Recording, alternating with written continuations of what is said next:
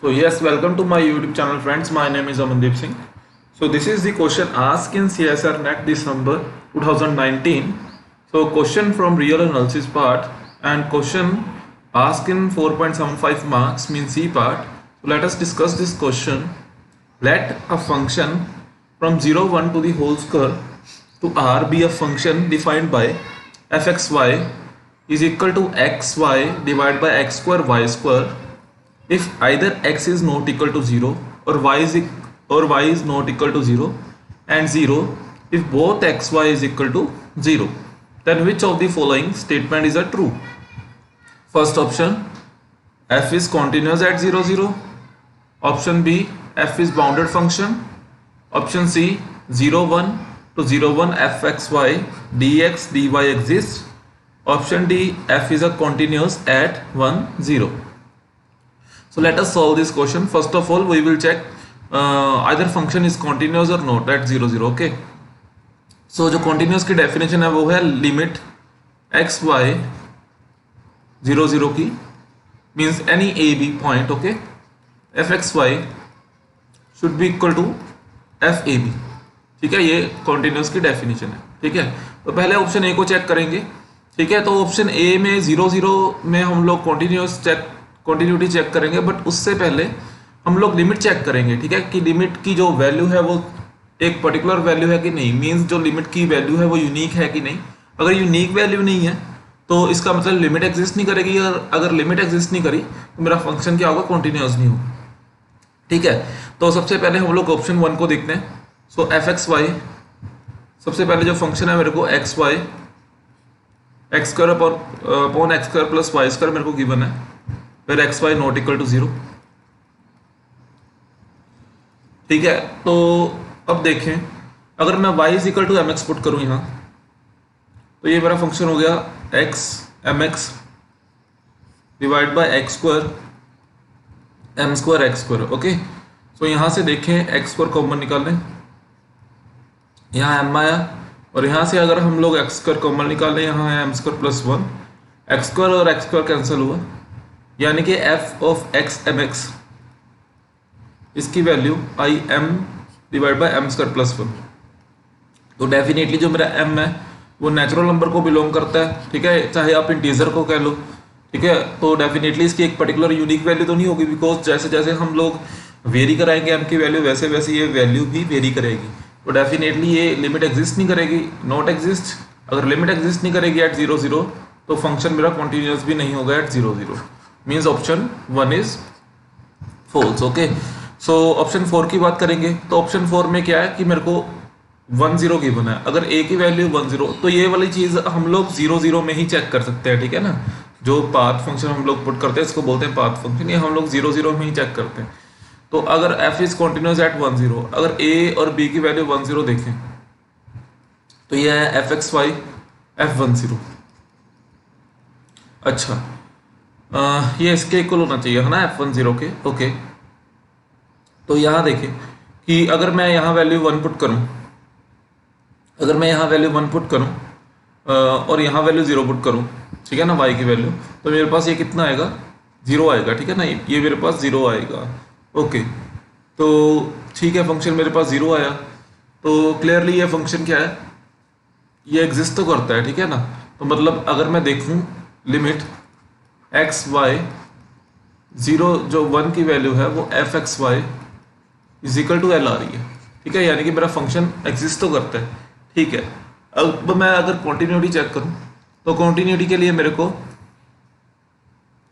Limit x y approaches to 1 0 f x Y is equal to f 1 0 लाना होगा. ठीक है, तो अगर देखें इसको तो ये आएगा 1 प्लस एच करूँ इसको और इसको 0 प्लस के करूँ, ये मेरे पास एफ 1 0 के इक्वल आना चाहिए. ठीक है ना, और लिमिट जो एच के है वो 0 के अप्रोच है, 0 0 के अप्रोच है. ठीक है ना, अगर मैं यहाँ वैल्यू पुट करूँ 1 प्लस एच आएगा, यहाँ आएगा के, तो यहाँ आएगा 1 प्लस एच का स्क्वायर प्लस के का स्क्वायर, ये मेरा 0 के इक्वल है, वो अभी हम लोगों ने देखा. ठीक है, तो ये किसके इक्वल आएगा, यहाँ अगर मैं लिमिट एच के अप्रोचेस टू 0 पुट करूँ तो ये चीज़ मेरी जीरो आएगी। अगर ये चीज़ जीरो तो पूरा का पूरा मेरा फंक्शन ही जीरो हो गया। Mean zero is equal to zero, यानी कि मेरा फंक्शन कॉन्टिन्यूस एट 1 0। ठीक है, तो मीन्स ऑप्शन 4 इज ट्रू।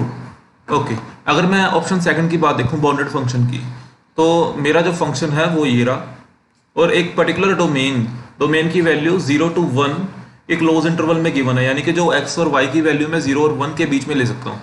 ठीक है ना, अगर मैं एफ एक्स वाई की वैल्यू पुट करूँ, x y x square plus y square, और x और y की वैल्यू मैं 0 और 1 के बीच में ले सकता हूँ, तो डेफिनेटली जो वैल्यूज होंगी, जो मेरी वैल्यूज होंगी वो डेफिनेटली फाइनाइट ही होंगी। ठीक है ना, वो फाइनाइट फंक्शन ही होंगी, बिकॉज अगर मैं सपोज कर लो एक भी वैल्यू नॉन जीरो लेता हूँ, अगर मैं एक वैल्यू जीरो लूँ, एटलीस्ट ओनली वन वैल्यू अगर जीरो लूँ, ठीक है ना, या एक्स या वाई, ओनली वन वैल्यू अगर जीरो लूँ, तो मेरा जो ये फंक्शन होगा ये पूरा का पूरा जीरो होगा। ठीक है ना, अगर मैं दोनों वैल्यू नॉन जीरो लूँ, नॉन जीरो मीन्स कोई भी 1 तक फंक्शन है मेरा, कोई भी नॉन जीरो लूँगा तो मेरा फंक्शन ये बाउंडेड होगा क्लियरली। ठीक है ना, बिकॉज इसकी वैल्यू 1 से ऊपर होगी नहीं। ठीक है, अगर कुछ भी पुट कर दूँ, लाइक 1 ही पुट कर दूँ चाहे, ठीक है, तो 1 + 1 1/2 है, इसकी वैल्यू कभी भी 1 से ऊपर नहीं होगी। ठीक है, अगर सपोज कर लो दोनों के दोनों जीरो तो लोपिटल रूल लगेगा। ठीक है, तो यहाँ लोपिटल रूल अप्लाई होगा, तो लोपिटल रूल को अप्लाई करने के बाद भी जो ये मेरा फंक्शन आएगा वो डेफिनेटली कॉन्टिन्यूस। अगर दोनों जीरो भी हो तो आप यहाँ भी चेक कर सकते हो, तो मेरा अगर दोनों जीरो भी हो तो मेरा फंक्शन वैसे ही जीरो है। ठीक है ना, मीन्स बाउंडेड है, ऑलवेज बाउंडेड है function. So option B is true. Okay, so now option C की बात करते हैं हम लोग। Okay, so 0 1 f x y d x d y ये एग्जिस्ट होने को बोल रहा है। ठीक है ना, मतलब ये बोल रहा है कि ये एग्जिस्ट है। तो देखते हैं इसको, 0 1 x y x square plus y square d x d y होगा। तो अगर ये देखें, ये मेरा जो x है वो 0 से लेके 1 तक, मीन्स जो पहला मेरा फंक्शन है x की जो लिमिट है और y की जो लिमिट है 0 से लेके 1 तक, यानी कि ये रेक्टेंगल फॉर्म कर रहा है। ठीक है, तो हम लोग ऐसा करते हैं, इसको कोऑर्डिनेट पोलर फॉर्म में ले जाते हैं। मीन्स x की value r cos theta put करते हैं और y की वैल्यू जो r sin थीटा पुट करते हैं। ठीक है ना, तो ये थीटा रिप्रेजेंटेशन में होगा, तो यानी कि मेरा फंक्शन कुछ ऐसा बन जाएगा। यहाँ थीटा वेरी करेगा और इसका रेडियस कितना होगा, 1 होगा। ठीक है ना, तो रेडियस 1 होगा। जो थीटा है मेरा कहाँ से लेके कहाँ तक मूव कर सकता है मैक्सिमम। ठीक है, अगर मैं यहाँ से मूव कराऊँ, यहाँ से मूव कराऊँ, अगर मैं जो r की वैल्यू है 0 से लेके 1 तक मैं देखूँ, ठीक है, तो मेरा r की वैल्यू अगर मैं 0 से लेके 1 तक देखूँगा तो मेरा जो थीटा है वो 0 से लेके π/2 तक मूव करेगा। ठीक है ना, 0 से लेके π/2 तक मूव करेगा, और जो r की वैल्यू है वो 0 से लेके 1 तक आएगी।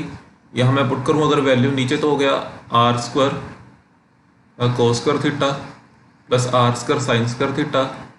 ठीक है, ऊपर हो गया r² sin theta into cos theta. यहाँ भी r होता है क्योंकि dx dy ये आपने याद रखना कि r dr d थीटा, ये जब हम लोग करेंगे integral equation, double integral, triple integral करेंगे तो उसमें ये अच्छे से डिस्कस करेंगे कि ये कैसे होता है। ठीक है, तो ये आ गई चीज़। यहाँ जब हम लोग देखेंगे 0 से लेके π/2 आया, यहाँ आया 0 से लेके 1, तो ये हो गया ऊपर r³। यहाँ मैं क्या करता हूँ कि यहाँ 1/2, यहाँ 2 sin थीटा कोस थीटा होगा। अगर मैंने 2 से मल्टीप्लाई किया और 2 से डिवाइड किया तो यहाँ sin 2 थीटा आएगा। ठीक है, और यहाँ नीचे हो गया r², बिकॉज साइन r² को कॉमन निकाला, cos² थीटा sin² थीटा 1 होता है, या dr d थीटा। ठीक है, ये यहाँ कैंसिल। तो फाइनली ये आया मेरे पास 1/2, 0 to π/2, और मैंने sin 2 थीटा को बाहर निकाला। ठीक है, तो यहाँ आया 0 to 1 r dr। ठीक है, और यहाँ मेरा d थीटा। तो इसकी वैल्यू कितनी आएगी, इसकी वैल्यू आएगी 1/2। अगर सॉल्व करेंगे इसको सारा, और 1/2 बाहर भी है तो ये आएगा 1/4। ठीक है, और ये आया cos 2 थीटा 0 to π/2, इसकी इंटीग्रल, ये माइनस भी साथ में। ठीक है, तो ये मेरे पास आया -1/4, और यहाँ अगर मैं वैल्यू पुट करूँगा तो cos पाई आएगा। यहाँ cos पाई की वैल्यू होती है -1, माइनस cos 0 की वैल्यू होती है -1, मीन्स मेरे पास आएगा 2/4 मीन्स 1/2 विच इज एग्जिस्ट। तो ये एग्जिस्ट करेगा तो मीन्स जो फंक्शन मेरा ये होगा ये एग्जिस्ट करेगा। तो मीन्स इसका ऑप्शन नंबर सेकंड, थर्ड और फोर्थ ट्रू होगा। तो आई होप ये आपको समझ आया होगा। अगर आपको ये वीडियो अच्छी लगी तो प्लीज़ चैनल को सब्सक्राइब करना ना भूलें, वीडियो को लाइक करें, शेयर करें। Thank you friends.